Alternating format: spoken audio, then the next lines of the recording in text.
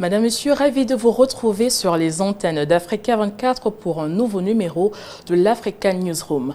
La présidentielle du 15 mars 2026 en République du Congo, au-delà des enjeux politiques et économiques, c'est surtout la question de l'éducation, de l'accès aux soins, de l'emploi jeune et de la qualité des services. La jeunesse représente plus de 55% de la population, pourtant le chômage des 15-35 ans représente plus de 30% selon la Banque africaine de développement. Sur le plan de l'éducation, la formation professionnelle ne couvre que 20% des besoins du marché du travail et pour ce qui concerne la santé, plus de 70% des formations hospitalières se concentrent dans Brazzaville et Pointe-Noire, laissant de très nombreuses zones rurales sous-équipées. Ces chiffres montrent que l'accès à l'éducation, la formation professionnelle, l'emploi jeune et la qualité des services publics restent des défis majeurs pour le pays. Pour en discuter, nous recevons sur ce plateau le professeur Stéphane Monemwanjo, enseignant permanent à l'Institut des Relations Internationales du Cameroun. Professeur, bienvenue. Bonjour. Nous sommes également en compagnie de M. Arsène Zambo, analyste en gouvernance, paix et développement. M. Arsène Zambo, bienvenue sur le plateau d'Africa 24. Merci, au plaisir. Madame, Monsieur, d'entrée de jeu, la question qui s'adresse à nos invités sur ce plateau, quels sont selon vous les défis sociaux les plus urgents pour le Congo aujourd'hui? Professeur?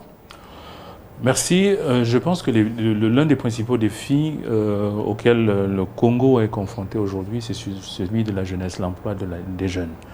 Le Congo est un magnifique pays où tout se concentre dans les deux principales villes, Brazzaville et Pointe-Noire, mais les populations rurales souffrent énormément des services publics, un déficit de services publics, déficit de formation, déficit d'emploi. Et je me souviens que même le cadre juridique nécessaire à la création d'entreprises pour les jeunes reste encore un cadre juridique ancien, et c'est un cadre juridique suranné qu'il faut retoucher. Et puis pour la cohésion de la société et pour la pacification sociale, il est important que les jeunes soient employés, il est important qu'ils soient bien formés, et il est aussi important qu'ils soient soignés. Les formations hospitalières nécessitent un toilettage, et surtout pour les populations qui vivent dans les zones reculées du pays. Je crois que ce sont les principaux enjeux aujourd'hui pour la jeunesse congolaise. Monsieur Zambo, peut-être une autre lecture? Peut-être juste quelques compléments. Peut-être notre perspective, c'est renforcer aussi l'accès aux infrastructures de base, en sachant aussi qu'en matière d'éducation, il y a une réelle nécessité pour qu'il y ait adéquation formation-emploi, de diversifier aussi le système de formation technique de la plupart des Congolais, parce que tel que vous l'avez relevé dans vos statistiques déjà, l'accès aux formations supérieures, le taux, il est plutôt à revoir, en moins de 30%, pour une jeunesse qui représente quand même plus de la moitié de la population. Adéquation, emploi, formation, emploi et toutes les problématiques qu'il y a autour, il faut restructurer un ensemble de choses, mais aussi accompagner les initiatives du secteur privé et pour que la politique de formalisation du secteur informel trouve un écho favorable. Pour aller plus loin dans cette discussion, regardons ce reportage qui dresse un état des lieux de l'éducation et de l'insertion professionnelle des jeunes Congolais et surtout écoutons les programmes de nos candidats. L'éducation représente un défi majeur pour les Congolais au moment où se tient la campagne électorale en vue de la présidentielle du 15 mars 2026. Pour d'aucuns, il faudrait accorder une nouvelle chance aux candidats sortant afin de poursuivre sa politique de modernisation des établissements scolaires. Non mais comme il avait déjà commencé à faire son travail, je pense qu'il le fera toujours parce qu'il y a des écoles qu'on est en train de construire qui apportent un changement vraiment. Mais il fera plus que ça. Il fera plus que ça. Ah, on est sûr qu'il le fera. Comme il a commencé à reconstruire les écoles, depuis Dolizy, Talangaï, Bakongo, Makelekele, je pense qu'il fera plus que ça. Et bien, sur l'éducation, déjà, il y a déjà des avancées significatives déjà. Et nous voulons encore plus d'amélioration, que le Congo puisse occuper sa place d'autrefois, que les Congolais, c'était des personnes qu'on les craignait dans le monde entier. Voilà, c'était des personnes intelligentes, une bonne formation pour la jeunesse. Pour d'autres Congolais, le système éducatif serait défaillant. Ils attendent du nouveau président de la République une réforme afin d'améliorer le niveau des apprenants. Nous allons soutenir notre président. Nous l'aimons beaucoup. Papa Dengues, nous t'aimons beaucoup. On t'aime beaucoup. Mais tu dois songer à la vie de nos enfants, à la jeunesse congolaise. Qu'il revoie le système éducatif, parce que je crois que c'est la base de tout. Hein. Les choses ne fonctionnent pas ou ne marchent pas telles qu'on le souhaite ou qu'on le souhaiterait. Parce que quand vous voyez les élèves aujourd'hui, ils sont beaucoup plus derrière les points que derrière la connaissance, le savoir. Au point où l'enseignant n'est plus, je dirais, important devant les élèves. Parce que l'élève vient pour chercher le passage en classe supérieure. L'élève vient pour chercher l'obtention du baccalauréat, par exemple. Alors, ce que nous voulons, c'est que les gens cherchent la connaissance. C'est la connaissance qui fera que nous puissions briller et continuer à briller, parce que le Congo a brillé, hein. Le Congo a brillé, mais il faudrait qu'il continue à briller.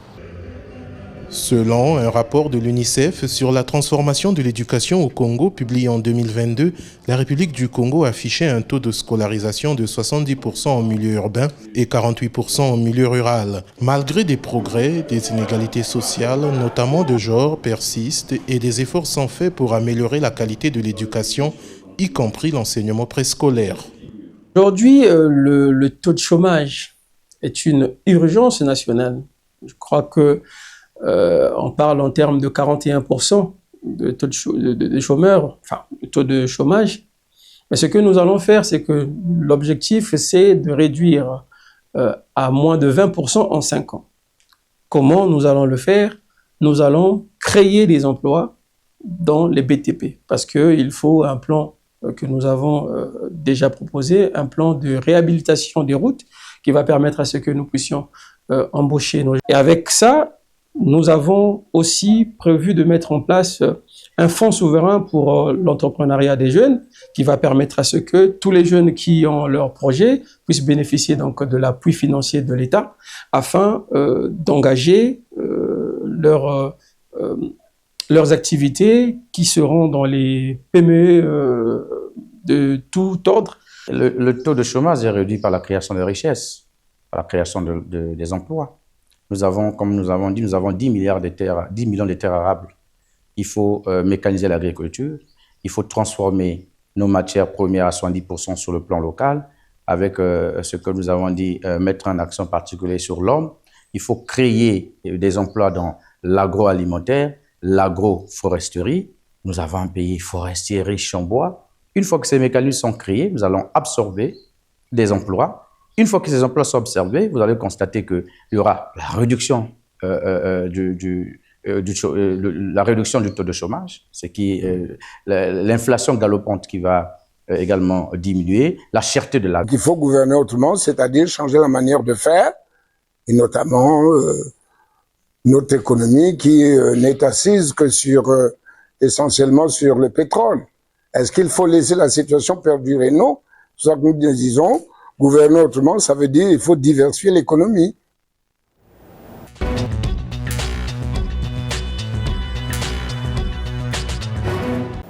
Professeur Mouandjou, on a entendu les attentes des Congolais en matière d'éducation. Nous avons également entendu les candidats parler de diversification économique. Nous les avons entendus parler d'entrepreneuriat et d'emploi jeunes. Moins de 20% des diplômés trouvent un emploi correspondant à leur formation. Comment adapter la formation professionnelle pour qu'elle réponde mieux aux besoins du marché du travail et stimule la croissance économique du pays? Premièrement, il faut réformer le système éducatif pour le rendre compatible avec les besoins réels de la société congolaise. Vous avez un pays qui a quand même un héritage historique qui est fondé sur une éducation assise sur les arts et les lettres. C'est un peu la spécialité du Congo depuis les indépendances. Aujourd'hui, on s'oriente vers une réforme progressive.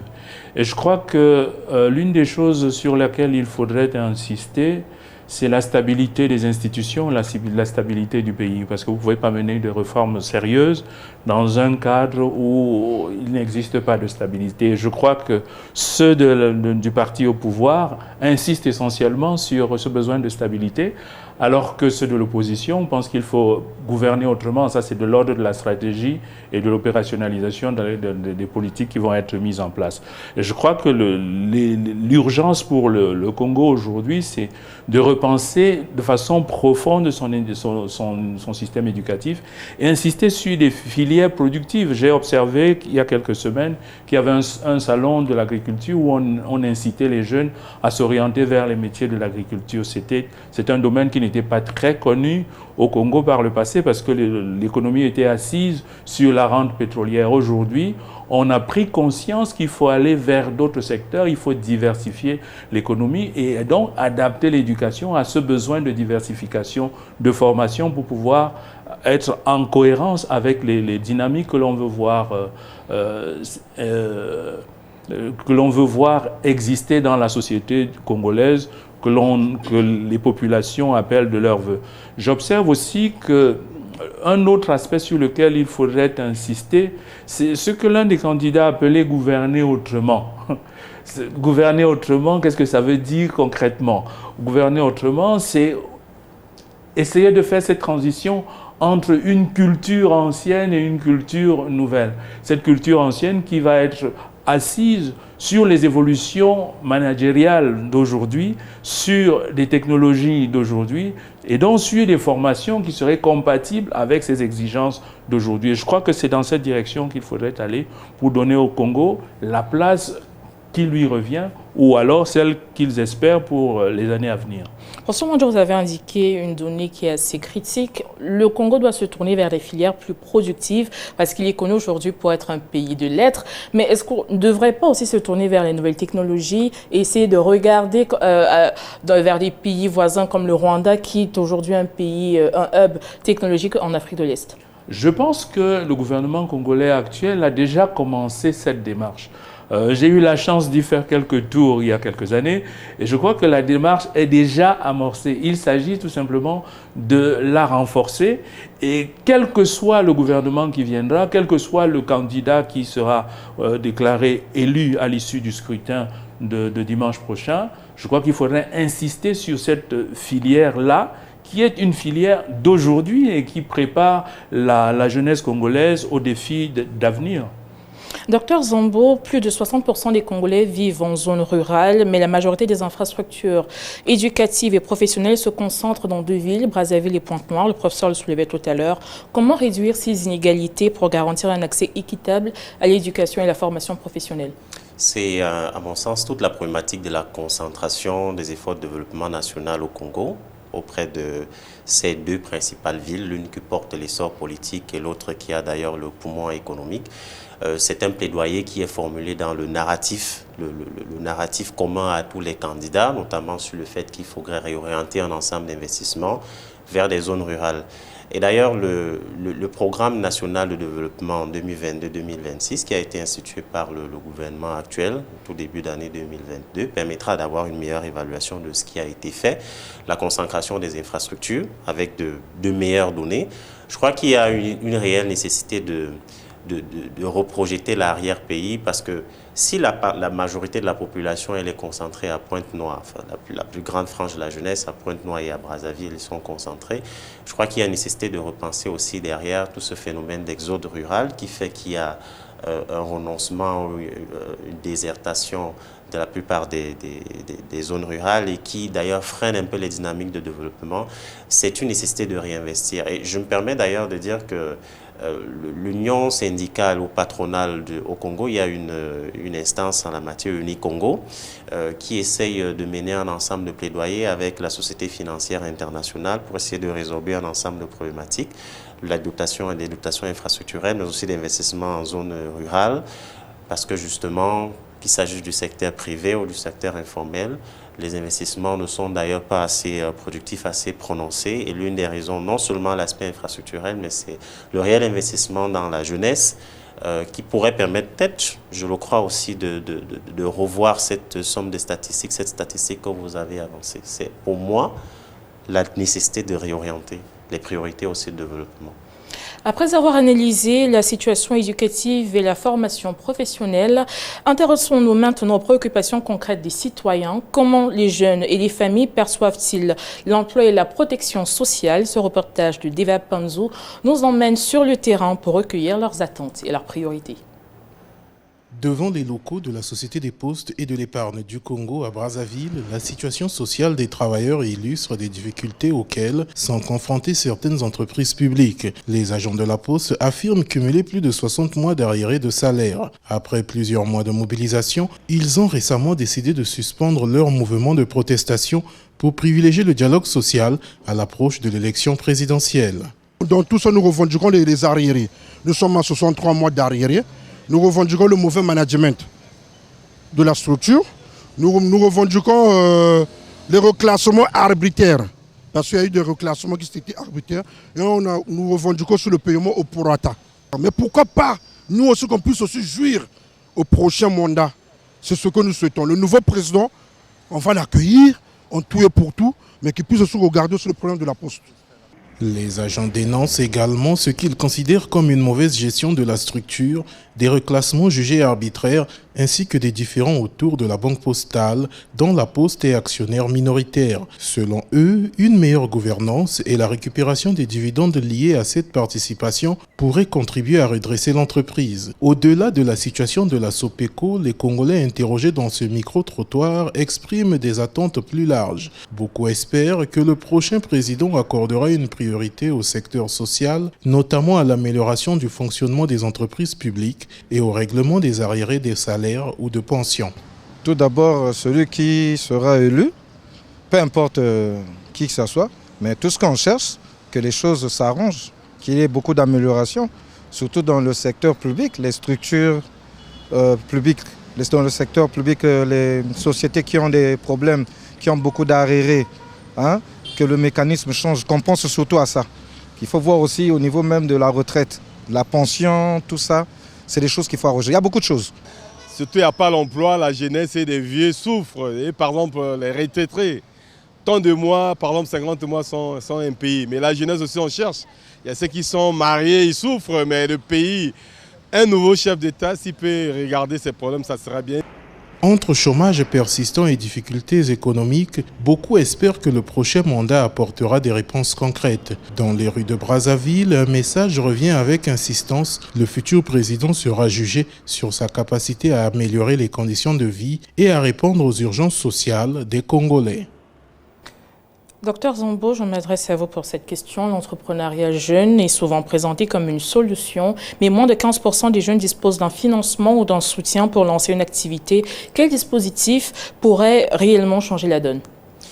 Il y a dans le programme national de développement du Congo actuel une sous-composante qui a vocation notamment à fournir un ensemble de facilités aux acteurs du secteur informel avec un ensemble d'exemptions fiscales, l'accompagnement à la formalisation des entreprises et un ensemble de fonds qui ont été d'ailleurs dédiés dans le programme. Et comme je le disais précédemment, nous sommes presque à échéance. Les données d'évaluation permettront justement de voir ce qui est fait.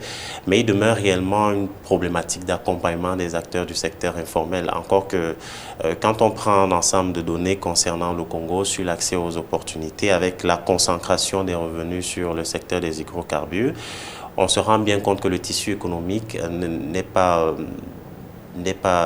simplement, enfin, je veux dire, ordinairement, le tissu économique n'est pas aussi adapté ou favorable, propice à ce que le secteur informel lui contribue de manière optimale à ce qu'il y ait davantage de recettes et pour l'État. Et donc, c'est un point sur lequel il faudra également miser, ça je le crois, mais il existe déjà un dispositif actuellement en termes de régulation au Congo.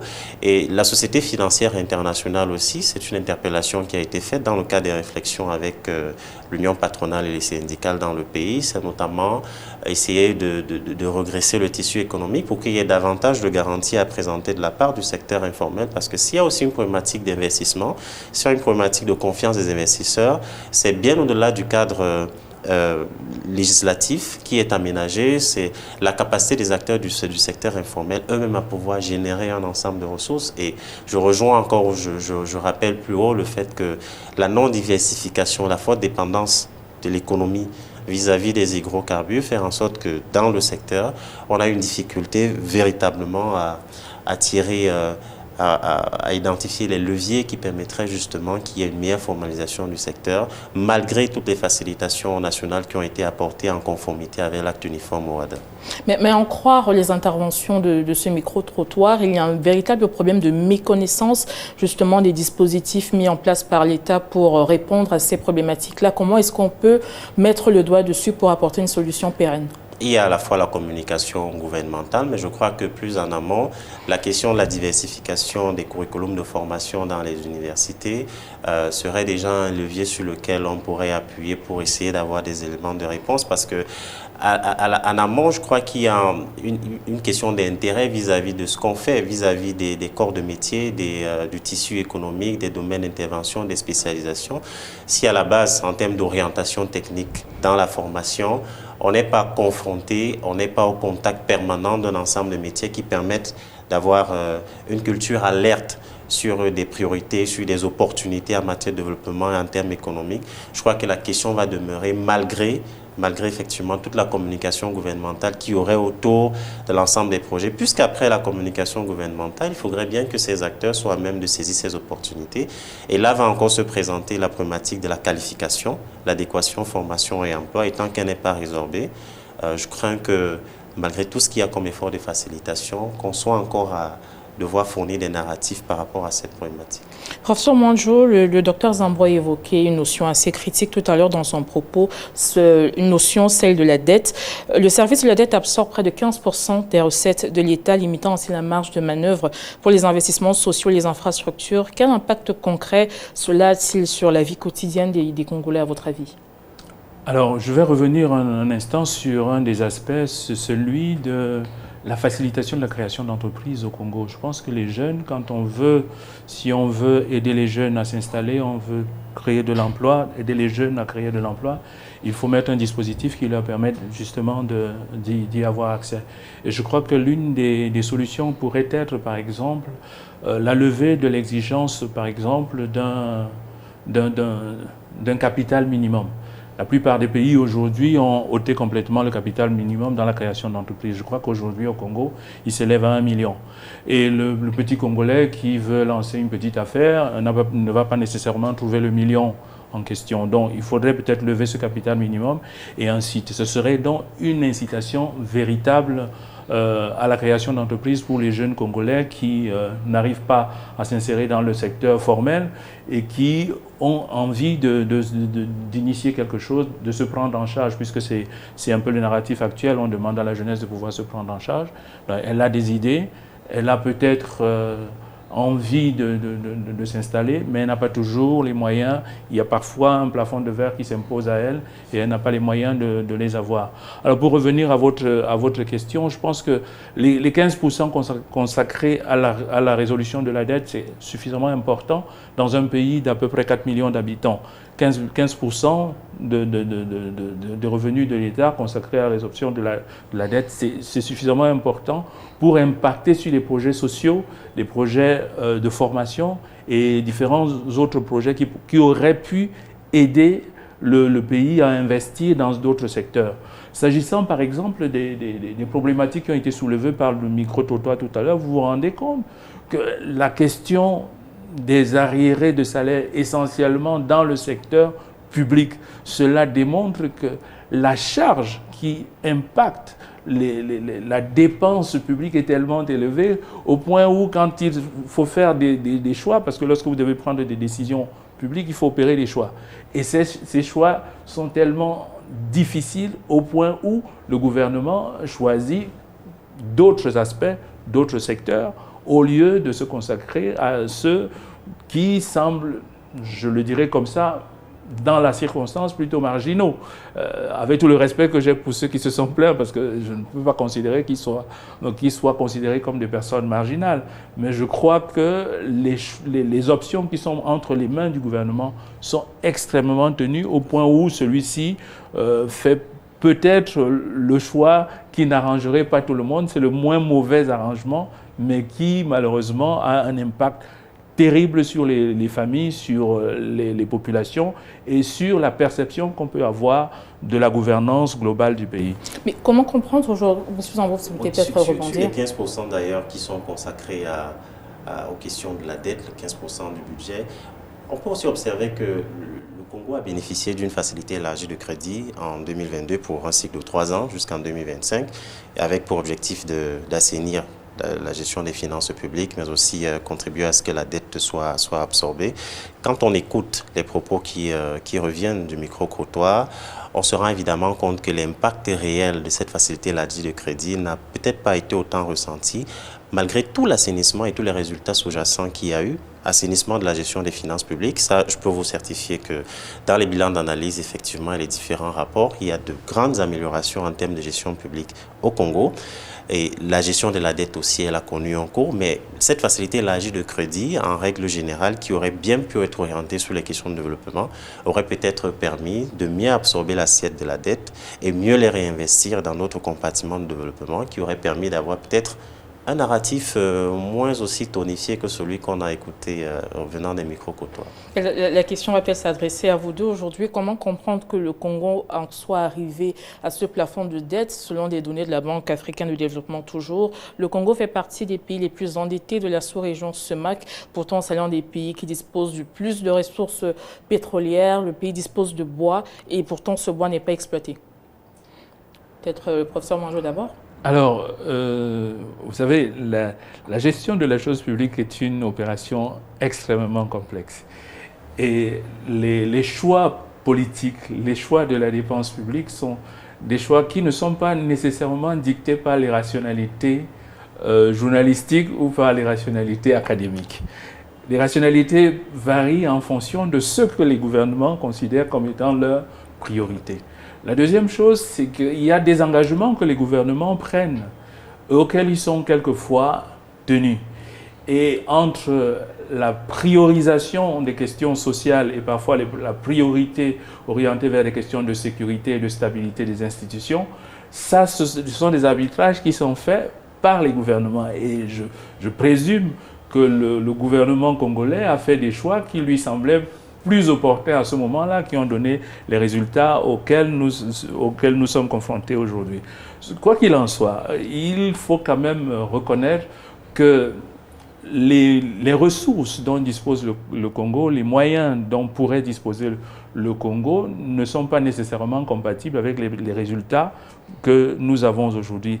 Mais je ne suis pas sûr que l'analyse que nous en ferions soit tout à fait conforme avec ce que le gouvernement, lui, il aurait fait. Je pense qu'il faut tout simplement constater que ce hiatus qu'il y a entre les potentialités et la réalité interroge quand même sur ce que le gouvernement pourrait faire dans les années à venir. Dr Zambo, peut-être notre analyse. Oui, il y a quand même eu des alertes aussi dans le temps par rapport à la chute des cours du pétrole qui...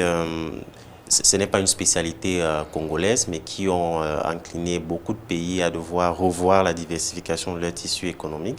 La Guinée équatoriale elle-même en a fait les frais, entre 2013 et 2016 d'ailleurs, avec une croissance qui a connu des coupes assez extraordinaires. La question de la diversification du tissu économique, à votre question de savoir comment on en est arrivé là, est celle qui a animé effectivement, qui a même animé la prise de décision politique et publique au Congo, mais pour rejoindre aussi le sens de la rationalité, le pouvoir discrétionnaire, les priorités en matière de développement. Ça, c'est peut-être une évaluation des programmes qui aurait permis de se rendre compte que peut-être, et même si on voudrait penser que cela n'aurait pas été l'axe principal, le gouvernement aurait choisi à ce moment-là peut-être d'apurer la dette, peut-être de maintenir ou d'essayer de relever le niveau de raffinage du pétrole en interne ou de diversifier l'économie.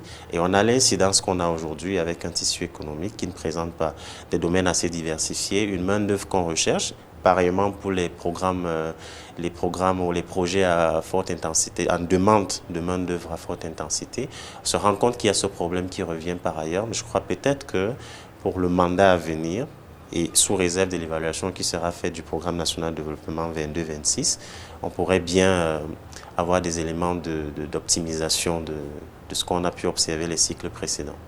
Merci pour cette intervention. Madame, Monsieur, nous marquons une courte pause dans cet échange. Nous vous revenons dans quelques instants.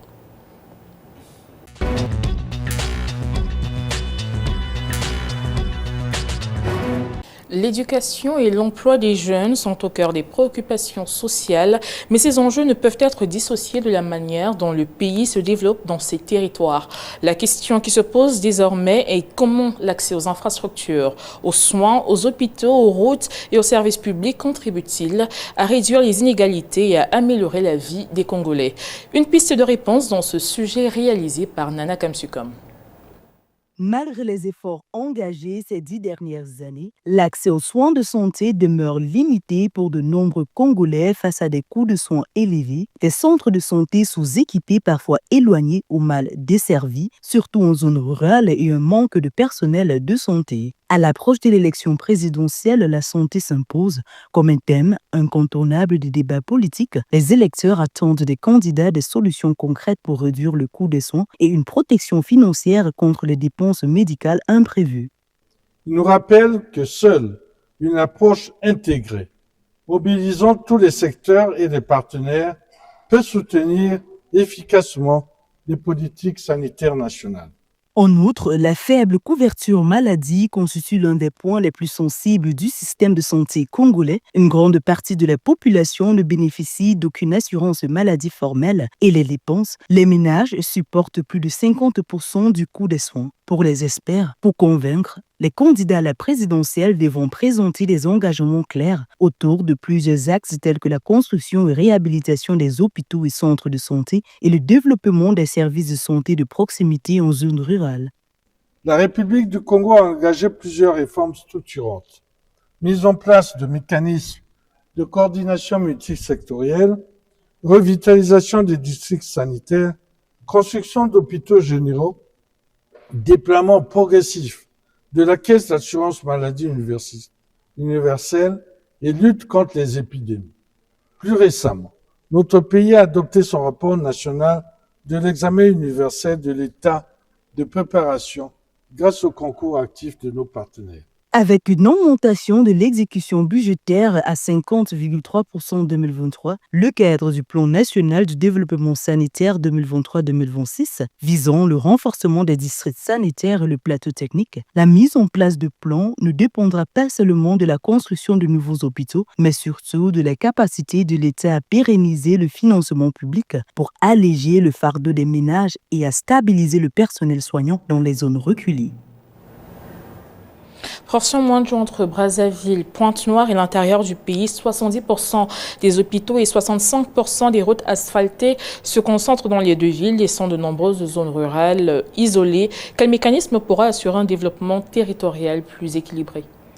Alors, je pense que l'une des priorités ce serait justement de travailler davantage à l'amélioration des infrastructures routières qui relient par exemple les zones rurales entre elles et parfois les zones rurales vers la capitale Brazzaville. Je pense que ça ce serait déjà un des pas fondamental pour des populations qui souffriraient de certaines pathologies et qui auraient besoin d'être convoyés vers les centres urbains. Mais à côté de cela, il faut développer des centres de santé de proximité à l'intérieur des localités les plus éloignées, parce que c'est quand même là que se concentre un certain type de population qui souffre d'un certain type de pathologie, qui n'ont pas besoin d'une intervention lourde.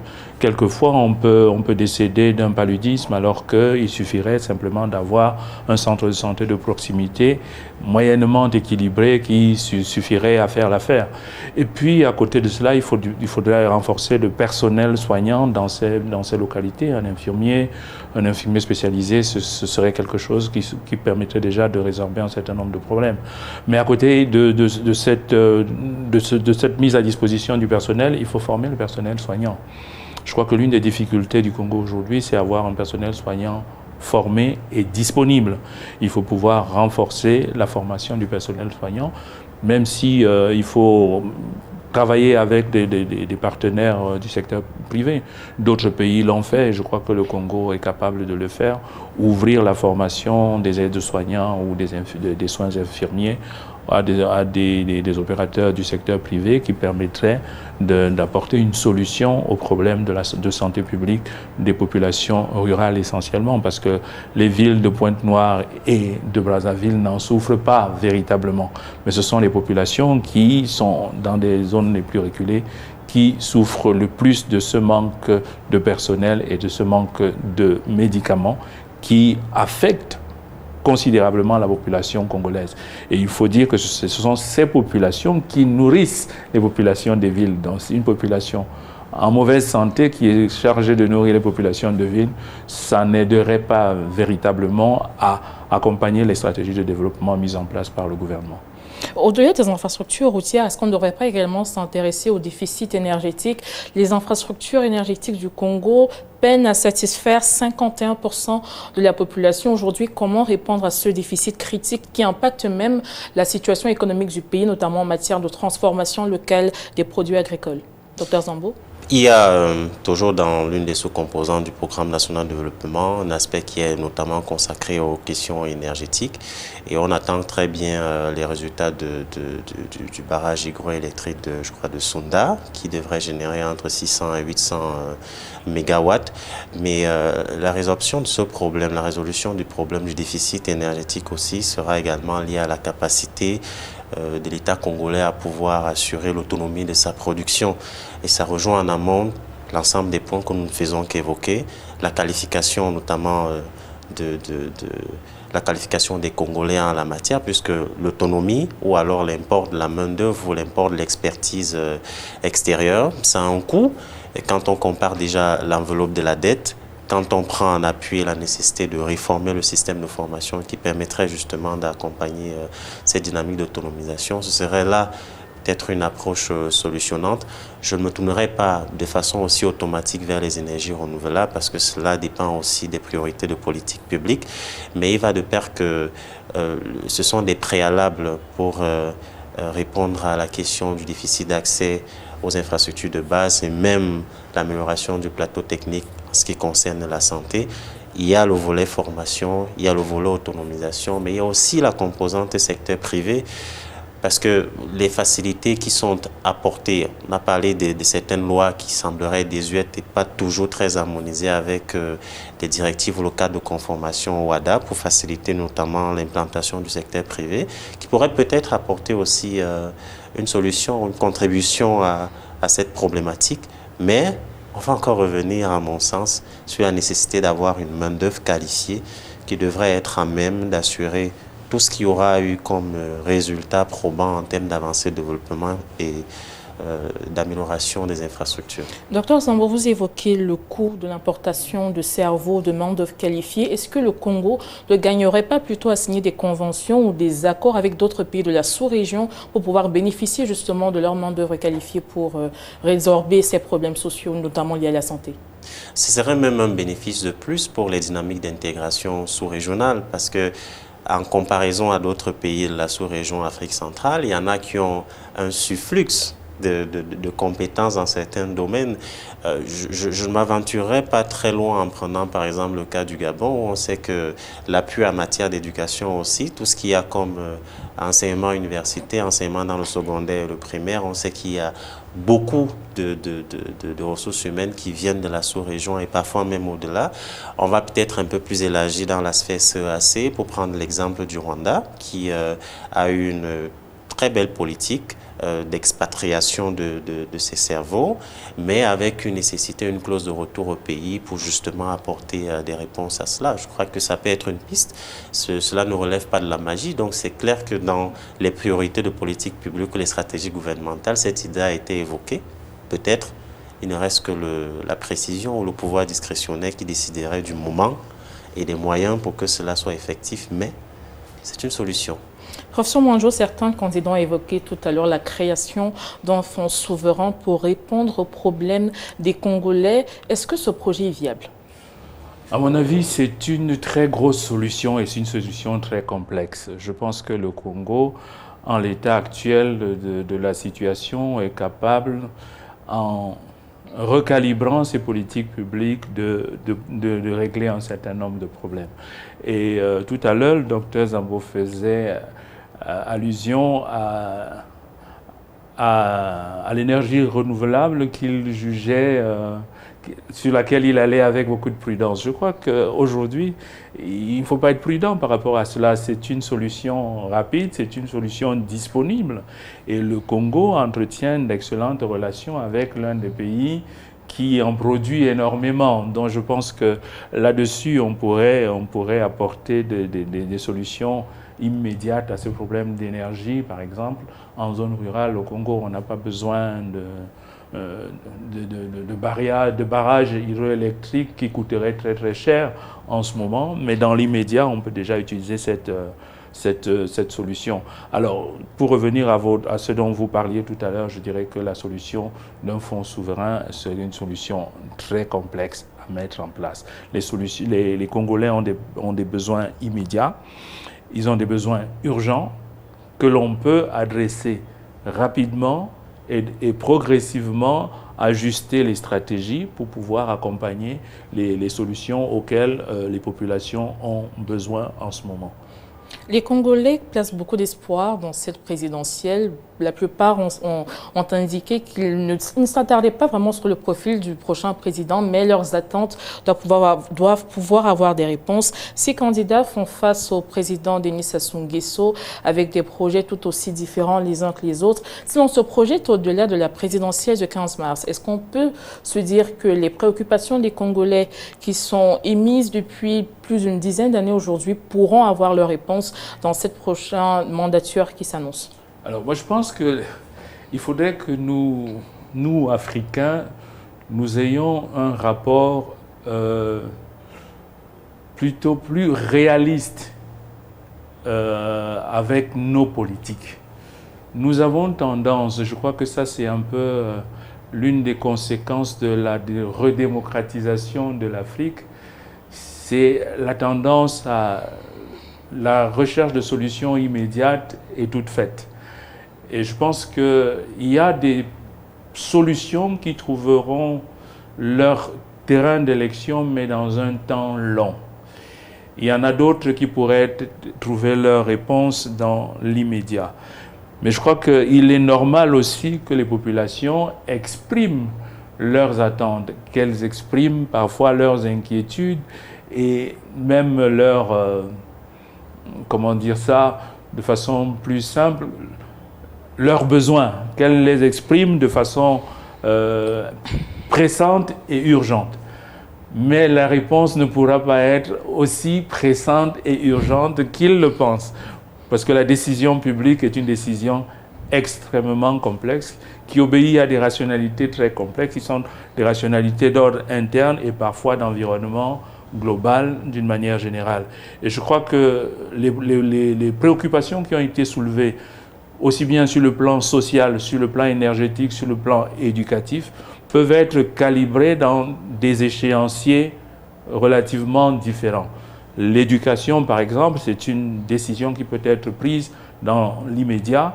Encore faudrait-il que les moyens soient bien utilisés et qu'ils soient disponibles. L'énergie aussi. Et tout dépend aussi du type de rapport que le pays entretient avec un ensemble de partenaires et le niveau de confiance qu'inspire le pays à l'échelle internationale. Ce sont des choses très complexes qui ne se résolvent pas aussi rapidement et que personne ne dit véritablement dans un meeting politique. C'est très très complexe toutes ces choses-là. Ce que je peux dire en revanche, c'est que la présidentielle prochaine va faire émerger un candidat. Et ma perception de la chose, c'est que nous orientons vers quelque chose de stable et de constant, avec la possibilité probable de réformes progressives qui vont, je l'espère, amener à des solutions espérées par les populations, puisqu'elles ont été exprimées ainsi, et qui permettront probablement aux Congolais de trouver un début de solution aux problématiques qu'ils ont eux-mêmes soulevées dans les différents reportages que vous avez vous nous avez permis de regarder. Dr Zambo, peut-être notre lecture à ce sujet? Il y a une approche de continuité pour apporter des éléments de réponse à ce qui est constitué comme somme d'attente au-delà de la présidentielle. Il y a une approche de continuité dans le slogan de campagne du président sortant, candidat à sa succession, c'est la construction du développement. Et cette construction du développement se repose notamment sur le fait qu'on présente des bilans qu'il faudra continuer de défendre. Il y a des implémentations continuelles auxquelles il faudra s'attendre et il faut donc prêter le quitus pour cela, pour que ce mandat le permette. En face, avec l'alternance démocratique et la fédération de plusieurs partis d'opposition, il y a un ensemble de sujets qui reviennent et qui, je crois, vont perdurer après la phase d'élection présidentielle, à la fois en ce qui concerne le chômage, l'accès à l'emploi, tout ce qui a été évoqué ici comme priorité en matière énergétique, d'éducation, de formation, d'emploi, les réformes institutionnelles, tout cela va perdurer. Et je crois quand même que la réponse à cela, même si cela déborde le simple cas de la présidentielle, pourrait trouver une approche différente dans ce qu'il y aura comme échéance locale, pourrait trouver une approche différente dans ce qu'il y aura comme réorientation des priorités, meilleure ouverture au secteur privé, au risque que, peut-être dans 5 ans, c'est pas ce qu'on le souhaite en tout cas, les mêmes problématiques reviennent sur la table, mais on ne peut qu'espérer, on ne peut qu'avoir en perspective les programmes de développement, on ne peut que formuler l'intention ou nourrir des plaidoyers dans le sens de l'amélioration de ses conditions de vie, mais demeure que tout dépendra aussi du candidat qui sortira vainqueur à la présidentielle et ses priorités de développement. Et peut-être dans 5 ans, en redébattant de la question, nous aurons une meilleure perspective en termes d'évaluation des résultats. Transformer les programmes en actions concrètes, ce sont là les attentes du peuple congolais. Madame, Monsieur, merci d'avoir suivi cette édition de l'Africa Newsroom. Merci à nos invités, le professeur Stéphane Monimouandjo, enseignant permanent à l'Institut des Relations internationales du Cameroun, et le docteur Arsène Zambo, analyste en gouvernance, paix et développement, d'avoir honoré notre invitation. Tout de suite, une nouvelle édition de l'actualité africaine sur les antennes d'Africa 24.